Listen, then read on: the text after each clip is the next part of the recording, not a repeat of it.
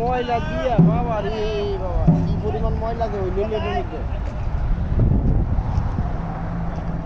নৌকা প্রাইসই তো নাকি? হ্যাঁ মনে হয় তাই তো ভাব সব না। এক শ্রেণীর লোক দেখা হ্যাঁ নৌকা প্রতিযোগিতা মনে হয়। হ্যাঁ নৌকা ভাই আজকে যে ওদের একটা উৎসব আছে, উৎসব উপলক্ষে।